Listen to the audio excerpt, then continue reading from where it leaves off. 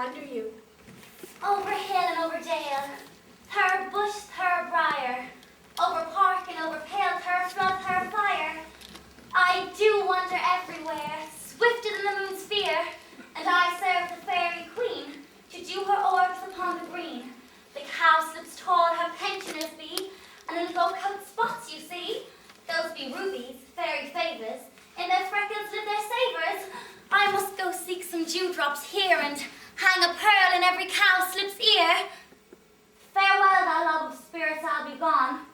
Our queen and all her elves come here anon. The king doth keep his revels here tonight. Take heed, the queen come not within his sight.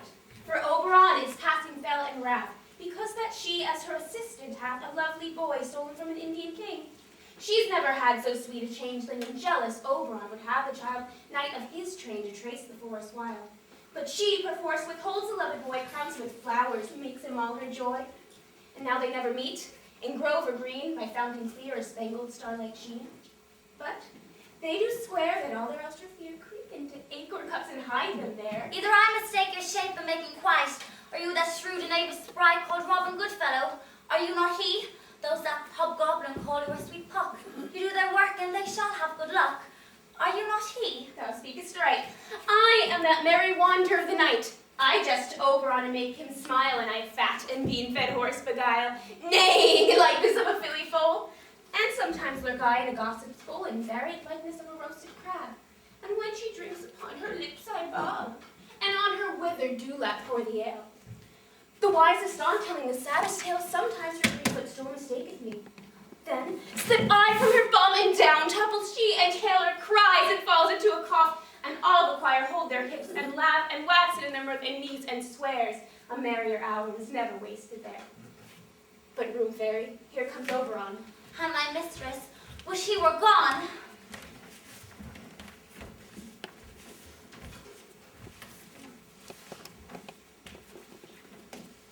Ill met by moonlight, proud Titania. What? Jealous Oberon? Fairies, skip hence. I have forsworn his better company. Tarry, rash wanton. Am not I thy lord? Then I must be thy lady. Why art thou here? Come from the farthest step of India, but that forsooth, the bouncing Amazon, your busk-eyed mistress and your warrior love, to Theseus must be wedded, and you come to give their bed joy and prosperity. How canst thou thus for shame, Titania, glance upon my credit with Hippolyta, knowing that I know thy love Theseus? These are the forgeries of jealousy, and never since the middle summer spring met we on hill, in dale, forest or mead, by paved fountain or by rushy brook, or in the beached margent of the sea, to dance our ringlets to the whistling wind. But with thy brawls thou hast disturbed our sport. Therefore the winds, piping to us in vain as in revenge, have sucked up from the sea contagious fogs, which, falling in the land, hath every pelting river made so proud that they have overborne their continents.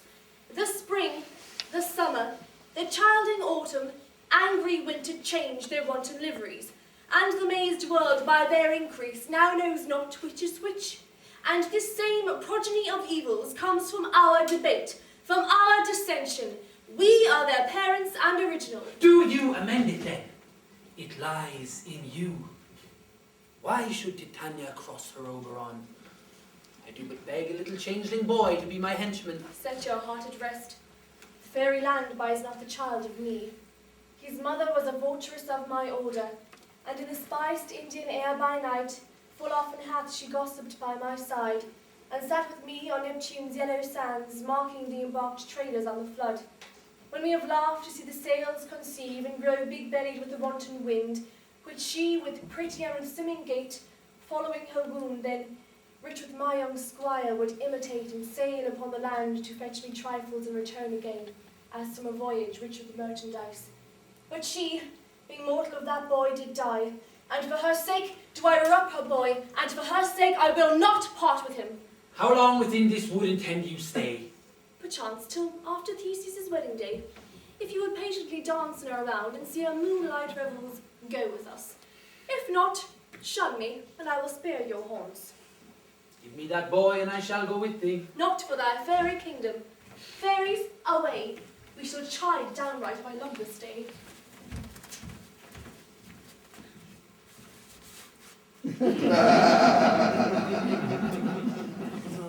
Well, go thy way. Thou shalt not from this grove. I torment thee for thy injury. Gentle Puck, come hither.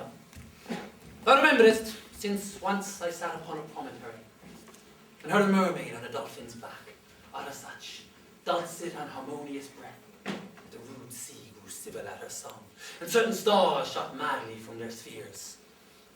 I remember.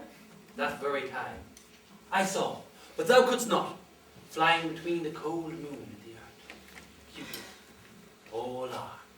A certain aim he took at a fair vestal throned by the west, and loosed his love shaft smartly, as it should pierce 100,000 hearts. Yet, marked I, where the bolt of Cupid fell upon a little western flower, once milk white, but now purple, with love's wounds. And maidens call it love, in idleness. Fetch me that flower, the herb I showed thee once. The juice of it, on sleeping eyelids laid, shall make all man or woman madly dote upon the next live creature that it sees. Fetch me that flower, and be thou here again ere the Leviathan can swim a league. Put a girdle around the earth in 40 minutes. Having once this juice, I watched Titania when she was asleep, and dropped the liquor of it on her eyes. Then the next thing that she waking looks upon, be it lion, or bear, or wolf or bull, on meddling monkey, or on busy ape, she shall pursue it with the soul of love. And here, I can take this charm from off her sight, as I can take it with another herb. I'll make her render up her page to me. But who comes here? I am invisible, and I will overhear their conference. I love thee not, therefore pursue me not. Where is Lysander? Fair Lamia, the one I'll slay, the other slayeth me. Thou toldst me there was stolen to this wood, and here am I, and wood within this wood, because I cannot meet my Hermia. Hence, get thee gone, and follow me no more. You draw me, you hard-hearted adamant! But yet you draw not iron from my heart as true as steel. Leave you your power to draw, and I shall have no power to follow you. Do I entice you? Do I speak you fair? Or rather do I not? In plainest truth, tell you that I do not, nor cannot, love you! And even for this do I love you the more. I am your spaniel, and Demetrius, the more you beat me, I will fall on you. Use me but as your spaniel. Spurn me, strike me, neglect me, lose me. Only give me leave, unworthy as I am to follow you. What worse a place can I beg in your love, and yet a place of high respect with me than to be used as you use your dog? Attempt not too much the hatred of my spirit, for I am sick when I do look on thee. And I am sick when I look not on you. You do impeach your modesty too much. To leave the city and commit yourself into the hands of one that loves you not. To trust the opportunity of night and the ill counsel of a desert place with the rich worth of your virginity. Your virtue is my privilege, for that it is not night when I do see your face, therefore I think I am not in the night, nor doth this wood lack worlds of company for you in my respect or all the world. Then how can it be said I am alone when all the world is here to smile on me? I'll run from thee and hide me in the brace and leave thee to the mercy of wild beasts. But the wildest have not such a heart as you. Run when you will, the story shall be changed. Apollo flies and Daphne holds the chase. The dove pursues the griffin. The mild hind makes speed to catch the tiger. Bootless speed when cowardice pursues and valor flies. I will not stay thy questions. Let me go. Or if thou pursue, do not believe but I shall do thee mischief in the wood. I, in the temple, in the town, the field, you do me mischief. Fie, Demetrius, your wrongs do set a scandal on my sex. We cannot fight for love as men may do. We should be wooed, and we're not meant to woo. I'll follow thee, and make a heaven of hell to die upon the hand I love so well.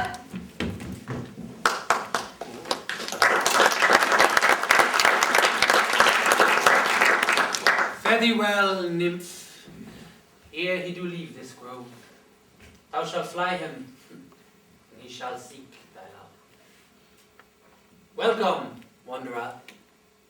Hast thou the flower there? Aye, there it is. I pray thee, give it me.